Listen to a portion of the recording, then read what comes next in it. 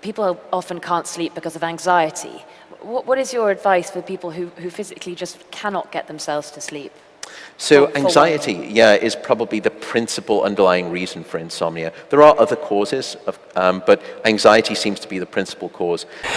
And right off the bat there, he's got that wrong. So people with insomnia, 18, that's 1/8 times more likely to suffer from anxiety. So he's got it the wrong way around. He said insomnia is a symptom of anxiety.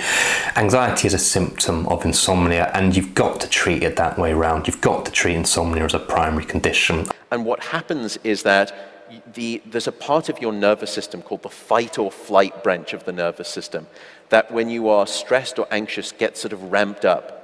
Now, when you go to sleep, that part of the nervous system actually has to get shut off, and you can't fall asleep if it's turned on. Yeah, so the fight or flight stress response, a good analogy for this. Imagine you had a wolf in your bedroom, adrenaline, cortisol, it's going to spike through the roof because there's something really threatening to your safety, and yet of course you're not going to be able to sleep when you're in this condition, and it does need to shut off in order to sleep. I mean, not in all cases.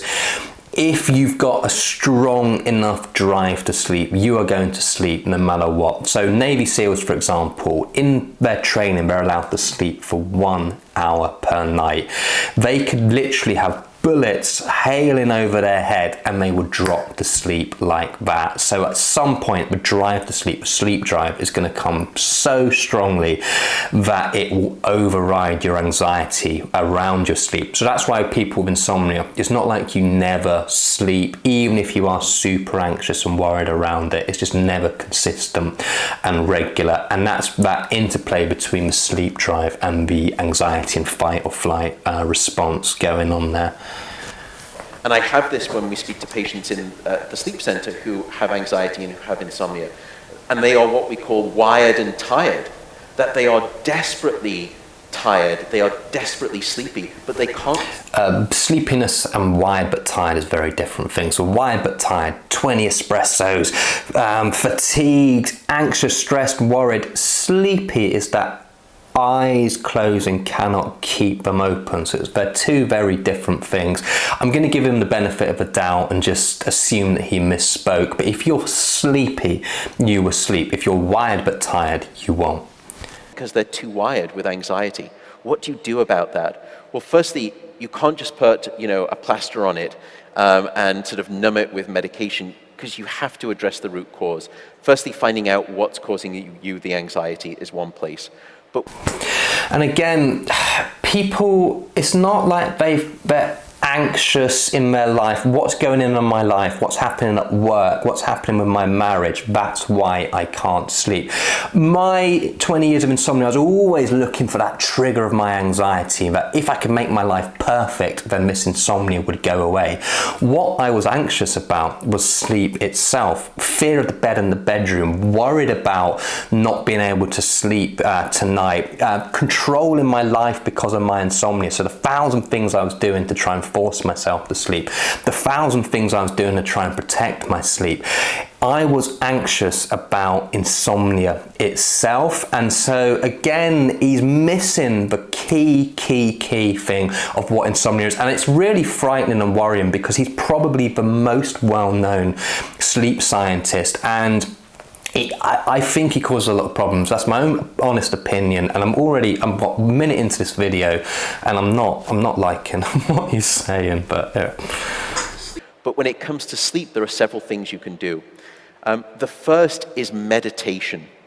Now, I'm quite a hard-nosed scientist, and when I was researching for the book, the meditation literature, I thought it was going to be a bit woo-woo, and that was sort of 4.5 years ago. And I started practicing meditation myself, and I haven't stopped. Nothing wrong with meditation at all, but if you meditate with the express intention of trying to force yourself to sleep, it's like meditating to try and force your hair to turn blue. And unless you've got that nuanced approach, unless you've got that understanding that there's literally nothing that can force you to sleep, the only thing that makes you sleep is your sleep drive. People try and use meditation and relaxation techniques to try and force their sleep to come, which creates creates more obsession, more control, more worry around it. So nothing wrong, like I said, with meditation, but it's not going to fix a long-term chronic sleep problem. For 4.5 years. And when I struggle with sleep at night, especially when it comes to jet lag, for example, I use meditation to help quieten down that fight or flight branch of the nervous system, and then it helps me slip into sleep. The other thing is doing a worry journal about an hour before bed, because one of the things that happens with people with insomnia is that they either can't fall asleep because they're thinking about what didn't they do, what should they do, what needs to be done tomorrow, and they catastrophize, they ruminate, or you wake up in the middle of the night and you try to get back to sleep, and all of those things re-emerge. That's where a worry journal comes in. So an hour before bed, just sit down and write out all of the things that are on your mind. And it's catharsis. It's sort of like vomiting out your anxiety and stress on the page. And it turns out the data is very robust. This I do agree with. Hey, I think there's a better way of doing it than a worry journal. One that also challenges your thought patterns as well, not just vomiting them out onto the page. I'm going to make a separate video on that. There's a more advanced, better way of doing it. But yeah, I do agree with you, Matthew, on this point. Very good. When you do that, you fall asleep in half of the time that you would otherwise. I think the problem is that a lot of people worry about the fact that they can't sleep, and that's a vicious cycle. It is, and I think that's, in some ways, that was probably some of the pushback that I got from the book. Is well, at least he's honest, at least he knows. See, I think there's hope for everyone. I don't dislike anyone. I don't dislike him. What I dislike is the fact that he obviously knows data around sleep. He loves the science. He just doesn't understand what insomnia is. And so I feel that he's got a good heart and he means well. I just wish it wasn't him that was so popular and big when it came. Obviously, I wish it was me, but I'm a little minnow when it comes to sleep. Hopefully I'm going to get big one day, but at least he's aware. I mean, that's good, right? I wanted to convey the importance of sleep to society because I felt as though, I at least hadn't done a good job of that, and I wanted to do that. And I had to be truthful. I had to write the story that the science is describing. But I think some people found it so alarming, especially those people who are struggling with sleep, that it only made their cause worse, as it were. So I think the answer there is try not to worry too much. I mean, the horse has already bolted after that book. And in terms of the science he's talking about, actually, none of it's true. Correlation is not causation. I've got an entire video on this on my channel. But the science he's presenting is all kind of correlational science. So, yeah, not a great book, Matthew, but I'm glad you're aware that and you've taken the criticism and feedback on board. Just as a little thing, in the comments section, let me know if you know Matthew Walker's work. Let me know your own opinion. It might differ from mine. Maybe he's helped you with your sleep a lot, but just let me know your opinion of Matthew and his work in the comments section. I think it'd be good to read some of it. Understand that tonight may not be your night. And secondly, if you're lying in bed awake, don't stay in bed, because your brain is an incredibly associative device, and very quickly it learns that this thing called your bed is the place of being awake and not asleep.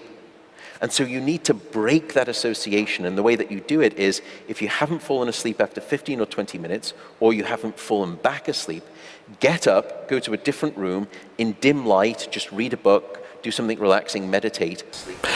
Yeah, so this is called stimulus control in CBT-I. It's a bit of a sledgehammer approach, especially that 15-20 minute rule. Don't like that because it encourages clock watching. And also, it's not all or nothing. You don't have to do stimulus control. Some people, it creates more anxiety to leave the bed in the bedroom, and simply sitting up in bed and reading a book, listening to a podcast, watching TV, blue light won't kill you, is just as good. So yeah, I mean, that's not bad advice, but again, we're back kind of how CBT-I was taught 50 years ago, and it's not evolved, and I think that's a real big problem with it, that it's kind of stuck in back to what it was years ago, and I think I really want to see it pushed forward, which it's not happening at the moment. I mean, it is on this channel, but in general, it's not. Only return to bed when you are sleepy, and there is no time limit, only when you are sleepy. And that way you will relearn the association that your bed is the place of sound sleep, not the place of wakefulness. So I think the analogy there would be, you would never sit at the dinner table waiting to get hungry. So why would you lie in bed waiting to get sleepy? Like that analogy. Yes, we got another thing I like. All right, so, you know, I didn't mean to drag him through the mud there, but I'm not his biggest fan. Don't dislike him as a person, just don't like his sleep advice. Let me know in the comment section what you think. Check out all my other videos, and I really hope that one has been helpful to you. All right, see you on the next one. Bye bye bye.